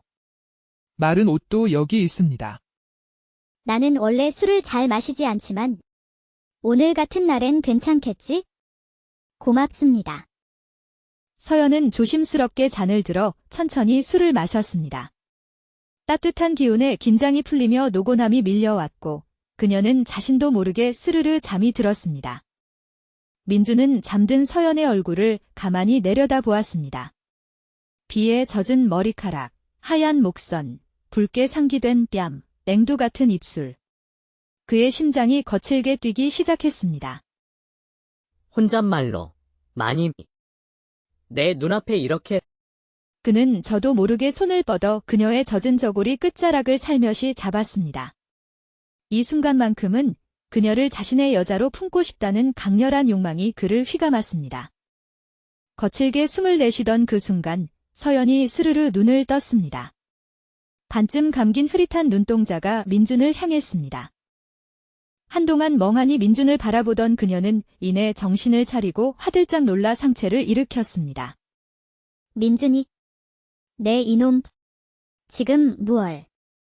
서연의 눈빛은 당혹감과 부끄러움, 그리고 알 수 없는 열기로 흔들리고 있었습니다. 민준은 급히 고개를 숙이며 손사래를 쳤습니다. 아닙니다. 마님. 소인은 결코 마님을 욕되게 할 생각이 없었습니다. 그저. 그의 손이 후두둑 떨리고 있는 것을 서연은 보았습니다. 비록 미천한 머슴이지만 자신을 향한 그의 감정이 얼마나 순수하고 뜨거운지 순간 가슴 깊이 느껴졌습니다. 민준아. 서연은 자신도 모르게 조심스럽게 손을 내밀어 민준의 거칠고 투박한 뺨을 어루만졌습니다. 민준은 그녀의 부드러운 손길에 숨이 턱 막히는 듯 했습니다. 마님. 이러시면 안 됩니다. 하지만 서연은 이미 민준을 향해 기울고 있었습니다. 살며시 다가오는 그녀의 향기가 민준의 코끝을 간지렸습니다. 두 사람의 입술이 맞닿기 직전 서연이 조용히 속삭였습니다. 넌 나를 욕되게 한 것이 아니란다, 민준아. 오히려 나를 지켜준 것이야. 그녀의 손길이 민준의 뺨을 부드럽게 감쌌습니다. 민준의 심장이 미친 듯이 뛰었습니다. 태어나 처음 느껴보는 여인의 부드러움에 그는 정신을 차릴 수 없었지요. 마님, 소희는 그럴 자격이 없는 놈입니다. 그런 자격이 어디 있단 말이냐? 민준은 더 이상 마님을 향한 마음을 키워서는 안 된다고 생각했습니다. 그는 서연을 조심스럽게 밀어내며 말했습니다. 마님, 여기까지 하시는 것이 좋겠습니다. 저는 마님께 어울리는 자가 아닙니다. 그의 단호한 태도에 서연은 내심 서운함을 느꼈지만 더 이상 다가가지 못했습니다. 다음 날, 민준은 깊은 고민 끝에 서연의 곁을 떠나기로 결심했습니다. 그는 아무 말 없이 짐을 싸서 새벽녘에 집을 나섰습니다. 처음 며칠간 서연은 그가 잠시 자리를 비웠으리라 생각했지만 한 달, 두 달이 지나도 돌아오지 않자 점점 이상함을 느꼈습니다. 혼잣말로, 아니, 저놈이 대체 어디로 간 것이야? 갑자기 사라지다니. 혹시 그날 밤 일 때문에? 날이 갈수록 궁금증은 커져만 갔고 그녀는 아래 것들에게 슬쩍 물어보기도 했습니다. 그 민준이라는 아이는 어디로 갔다더냐? 글쎄요, 마님. 갑자기 보이지 않던데요. 혹시 마님께서 꾸짖으셨습니까? 아니, 내가 왜? 그러던 어느 날 서연은 창밖의 텅 빈 마당을 바라보며 깊은 허전함을 느꼈습니다. 혼잣말로, 그래, 안 되겠다. 내가 직접 찾아 나서야겠다. 그녀는 남몰래 장옷을 걸치고 조심스럽게 마을로 나섰습니다. 수소문 끝에 민준이 김참봉 댁에서 일하고 있다는 소식을 들었지요. 혼잣말로, 그래, 이놈. 딱 걸렸어. 그녀는 곧장 김참봉의 기와집 대문을 두드렸습니다. 김참봉이 거만하게 나왔습니다. 아니, 이게 누구요? 서연 아씨가 어인 일로 이 누추한 곳까지 행차하셨소. 혹시 민준이라는 머슴이 여기에 있습니까? 허허, 그 머슴놈이 서연 아씨와 무슨 인연이라도 있기에 여기까지 직접 찾아오셨소. 그냥 제 집에 오래 있던 머슴이었는데 갑자기 사라져서 혹시 사고라도 친 게 아닌가 염려되어 와 본 것입니다. 머슴 하나 잃어버린 일로 참봉대까지 찾아올 일이란 말이요. 하긴, 그놈이 꽤 쓸만하긴 하더이다. 민준아, 서연 아씨께서 너를 찾으러 직접 여기까지 오셨다. 어서 나와 뵙거라. 구석에서 장작을 패던 민준은 도끼를 든 채 얼어붙었습니다. 마님이 여길 왜? 그는 어쩔 수 없이 서연 앞으로 나섰습니다. 서연은 두 손을 허리에 올리고 민준을 노려보았습니다. 얘야, 강민준.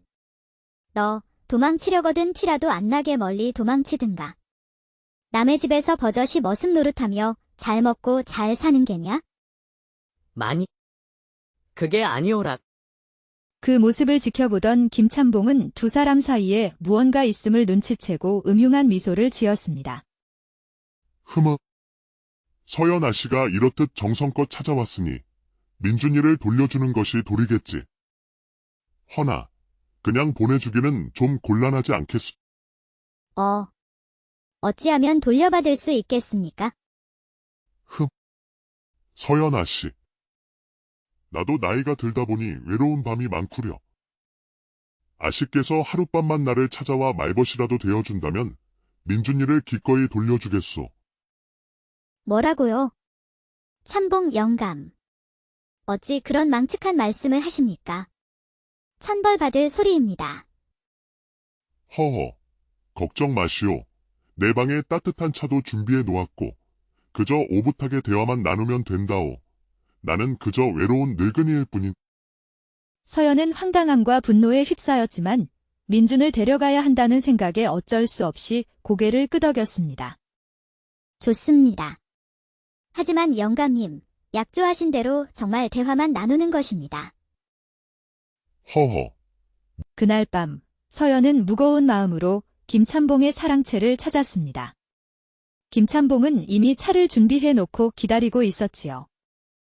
서연이 차를 마시기 전 그는 슬쩍 소매에서 작은 약초 봉지를 꺼내 찻잔에 몰래 넣었습니다. 자, 서연아 씨. 이 차 맛이 아주 기가 막히요. 피곤한 몸을 확 풀어줄 것이요.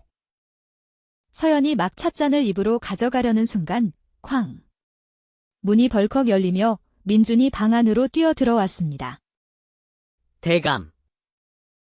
지금 마님께 무슨 짓을 하시려는 겁니까? 네, 내 이놈. 네가 왜 여기에 있느냐? 이런 비겁한 짓을 하다니. 참복 나으리, 창피하지도 않으십니까? 아니, 난 그저 차 한 잔 나누려 했을 뿐이다. 내 놈이 왜 이리 호들갑이냐? 마님, 여긴 더 이상 계시면 안 됩니다. 민준은 약기운에 정신을 차리지 못하는 서연을 번쩍 안아 들었습니다. 민준아, 넌 왜 얼굴이 두 개냐? 아니, 세 개인가? 내 이놈들을 가만두지 않을 것이다. 민준은 정신 못 차리는 서연을 안고 김참봉의 집을 빠져나왔습니다. 그의 얼굴은 땀으로 범벅이었지만 눈빛은 결연했지요. 마님, 정신 좀 차리십시오. 이제 안전한 곳으로 모시겠습니다. 민준아, 너는 바보니? 바보든 멍청이든 마님만 무사하시면 됩니다. 민준은 서연을 등에 업고 어두운 밤길을 달렸습니다. 이윽고 서연의 초가집에 도착해 그녀를 조심스럽게 방 안에 눕혔습니다. 자, 마님. 이제 안심하십시오. 다음 날 아침 서연의 집 앞이 시끌벅적해졌습니다. 김참봉이 자신의 집 하인들을 모조리 이끌고 와 마당에 진을 치고 있었던 것입니다. 강민준. 이놈, 썩 나오너라. 서연이 말릴 틈도 없이 김참봉의 하인들이 집 안으로 들이닥쳐 민준을 끌어냈습니다. 아니, 왜들 이러시오? 내가 뭘 잘못했단 말이오? 뭘 잘못했냐고. 감히 내 집에서 과부를 납치해 간 것이 죄가 아니란 말이냐. 대감께서 마님을 욕보이려 하셨지 않습니까? 제가 두 눈으로 똑똑히 보았습니다. 대감께서 마님의 찻잔에 시끄럽다. 어서 저놈을 끌고 가라. 김참봉은 민준을 자신의 집으로 끌고 가 창고에 가두고 곤장을 내리치기 시작했습니다. 내 이놈. 그 과부년과 무슨 관계인지 솔직히 말하지 않으면 이 곤장을 맛보게 될 것이다. 마님과 관계라니요. 저는 그저 한낱 머슴일 뿐입니다. 이놈이 아직도 거짓말을. 대체 그 과부와 무슨 사이기에 목숨까지 걸고 밤중에 도망을 간단 말이냐. 김참봉은 인정사정 없이 곤장을 내리쳤습니다. 민준은 비명을 질렀지만 끝까지 입을 열지 않았습니다. 죽는 한이 있더라도 마님을 지켜야 한다고 굳게 마음먹었지요. 며칠이 지나도 민준이 입을 열지 않자 김참봉은 약이 단단히 올랐습니다. 이 소식을 들은 서연은 더 이상 가만히 있을 수 없었습니다. 혼잣말로 감히 내 머슴을 함부로 때려? 저 영감탱이를 가만두지 않겠다. 그녀는 단단히 마음을 먹고 곧장 김참봉의 집으로 향했습니다. 안으로 들어서자 마당 한복판에서 곤장을 맡고 있는 민준의 모습이 보였습니다. 마님, 여길 어찌 오셨습니까? 이거 참 이상하구먼. 머슴 놈을 구하러 과부가 제 발로 찾아오다니. 역시 둘이 뭔가 있는 게 확실하구나. 무슨 소리여? 나는 그저 내 집머슴을 데리러 온 것뿐이요. 그런데 왜 이리 애가 타서 직접 찾아왔을까? 이거 정말 이상한데. 좋다. 저 과부년도 함께 가두어라. 뭐라고요? 질투와 분노에 눈이 먼 김참봉은 서연마저 민준과 함께 창고에 가두어 버렸습니다. 죽고 못 사는 너희 둘, 어디 여기서 함께 말라 죽어봐라. 김참봉.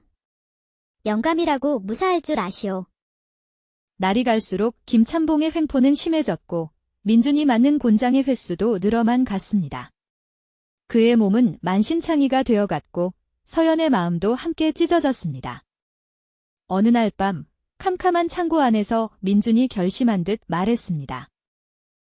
마님, 이렇게 있다가는 우린 곤장이 아니라 굶어 죽거나 얼어 죽겠습니다. 여기서 나가야 합니다. 무슨 뾰족한 수라도 있단 말이냐? 마님, 잘 들으십시오. 그날 밤 민준은 몰래 창고 문을 따고 서연을 들쳐 업었습니다. 조심스럽게 뒷마당을 지나 대문을 넘으려 할 때였습니다. 하필이면 그때 닭 한 마리가 푸드덕거리며 큰 소리로 울기 시작했습니다. 꽃기호. 그 소리에 사방에서 하인들의 횃불이 번쩍이며 몰려들었습니다. 도망자다. 잡아라. 민준은 서연을 땅에 내려놓으며 다급하게 속삭였습니다. 마님, 여기서부터는 혼자 뛰셔야 합니다. 뒤돌아보지 말고 어서 뛰십시오. 민준아, 어서요, 마님. 결국 민준은 또다시 붙잡혀 김참봉 앞으로 끌려갔고 서연은 눈물을 머금고 어둠 속으로 사라졌습니다. 이것들이 감히 도망을 쳐? 내 이놈. 민준은 눈을 질끈 감으며 쏟아지는 곤장을 맞을 준비를 했습니다. 며칠 후 서연이 몰래 김참봉의 집 주변을 살피던 중 갑자기 의금부 관리들이 들이닥쳤습니다. 이 집에 강민준이라는 머슴이 있느냐? 아니, 그저 머슴 놈 하나 때문에 의금부 나으리들께서 어찌 여기까지 죄 없는 사람을 가두고 가혹한 형벌을 가한 죄. 내 어찌 감히 왕손에게 매질을 하였느냐? 왕손이라니요? 아니, 머슴 놈이 어찌 왕손이란 말입니까? 그 말을 들은 김참봉과 집식솔들 그리고 엿듣고 있던 서연의 눈이 휘둥그레졌습니다. 내 놈 따위가 알바 아니다. 저분은 비록 지금은 미천한 행색을 하고 계시나 한때 숙빈의 자리에 계셨던 채씨 마마의 아드님이시다. 숙빈께서 폐위되어 출궁하실 때 잃어버린 왕자님을 우리가 수십 년간 찾아 헤맸느니라. 너는 왕족을 가두고 고문하였으니 그 죄가 매우 무겁다. 순순히 의금부로 가서 모든 것을 밝히거라. 혼잣말로, 네. 내가 왕족이라고. 혼잣말로 이제야 모든 것이 설명되는구나. 어쩐지 평범한 머슴치고는 너무나 기품이 있다 했지. 아니, 그럼 내가 그동안 왕족에게 허드레시를 시킨 거였단 말인가. 의금부 관리는 민준에게 다가가 깊이 고개를 숙였습니다. 도련님. 소인이 얼마나 도련님을 찾아다녔는지 모르옵니다. 비록 숙빈 마마께서 그리 되셨으나 왕실의 피를 이어받으신 이상 도련님은 엄연한 왕실의 일원이십니다. 이제 궁으로 돌아가셔야 합니다. 늦게 찾아뵈어 송구하옵니다. 민준은 깊은 한숨을 내쉬었습니다. 자신의 기구한 운명과 갑작스러운 신분 변화에 어찌할 바를 몰랐지요. 모든 소동이 끝나고 김참봉이 의금부로 압송된 후 민준과 서연은 다시 서연의 초가집 마루에 마주 앉았습니다. 마님, 이제 소인은 더 이상 머슴 노릇을 할 수 없게 되었구먼요. 그래도 이 집에 계속 머물러도 괜찮겠습니까? 머슴이 아니라면 대체 무슨 자격으로 내 집에 남겠다는 것이냐? 글쎄요. 마님께서 원하시면 심부름꾼이든 문지기든 머슴보다는 조금 나은 역할로 남아볼까 합니다. 아이고, 그럴 거면 뭐 하러 신분을 밝혔나 몰라. 그냥 머슴으로 남지. 그게 또 그리 안 된다고 하더이다. 마님. 왕족이 머슴 노릇을 하면 나라 법도에 어긋난다고 하더군요. 에휴. 내가 있어야 내 집이 조용하니 어디 한번 그냥 남아있어 보거라. 알겠습니다. 마님. 분부대로 하겠습니다.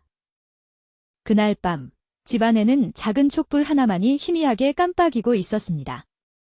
마당에는 둥근 달이 휘영청 떠 있었고 방 안에는 서연과 민준 단둘만이 남아 있었지요. 민주는 멋쩍게 머리를 극적이며 서연의 눈치를 살폈습니다. 서연이 나지막이 말했습니다. 촛불을 끄고 이리로 오너라. 민주는 이내 그녀의 뜻을 알아차리고 가슴이 벅차올랐습니다. 그는 조심스럽게 촛불을 끄고 어둠 속에서 그녀에게 다가갔습니다. 꿈만 같았지요. 마을의 어느 누구도 감히 넘보지 못했던 아름다운 과부, 서연마님이 바로 자신의 눈앞에 자신의 여인으로 다가와 있었습니다. 신분의 벽도, 머슴과 주인의 관계도 이제 그들에겐 아무런 의미가 없었습니다. 그렇게 민준과 서연은 오랜 기다림과 엇갈림 끝에 진정한 사랑을 확인하고 함께 행복한 나날을 보내게 되었습니다. 비록 민준은 더 이상 머슴이 아니었지만 그는 여전히 서연의 곁에서 그녀를 아끼고 지키며 살아가기로 했습니다. 서연 역시 민준을 평생을 함께할 동반자로 받아들였지요. 어느 날 민준이 장난스럽게 말했습니다. 마님, 이제 저를 부르실 때 그냥 민준아 하지 마시고 도련님이라고 불러주시면 안 되겠습니까? 에이, 내가 널 도련님이라 부르면 난 뭐가 되니? 그냥 민준아 해야 우리답지? 그렇다면 앞으로도 쭉 마님 곁을 지키겠나이다. 두 사람은 그렇게 오랜 세월 동안 서로를 아끼고 의지하며 신분을 뛰어넘은 깊고 아름다운 사랑을 나누며 살아갔습니다. 마치 한겨울 모진 추위를 이겨내고 마침내 활짝 피어난 달빛 아래 연꽃처럼 그들의 사랑은 고요하고도 눈부시게 빛나고 있었습니다. 때는 조선 후기, 강원도 깊은 산골짜기 화암동.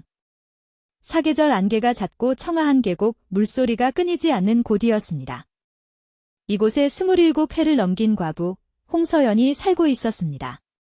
젊은 나이에 남편을 여의고 홀로 지내는 그녀는 희고 맑은 살결과 단아한 자태를 지닌 고운 여인이었지요. 마을 무사내들이 그녀의 아름다움에 마음을 빼앗겼으나 서연은 굳게 마음의 문을 닫고 누구에게도 눈길을 주지 않았습니다.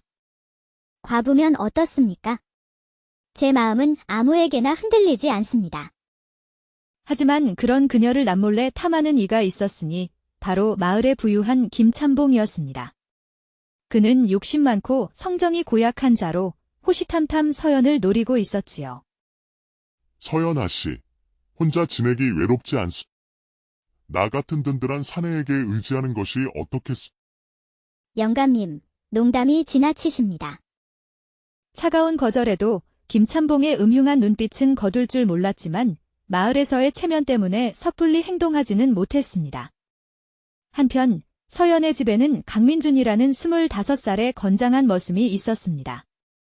어려서 부모를 여의고 서연의 시댁에 몸을 의탁해 자란 그는 늘 묵묵히 제 할 일을 다하는 성실한 청년이었지요. 언제부턴가 민준의 가슴은 서연을 볼 때마다 이상하리만치 뛰기 시작했습니다. 하지만 그는 자신이 한낱 머슴이라는 신분을 되새기며 감히 마님께 연심을 품어서는 안 된다고 스스로를 다그쳤습니다. 그러던 어느 여름날 장독대 옆에서 서연이 발을 헛디뎌 넘어지려는 찰나였습니다.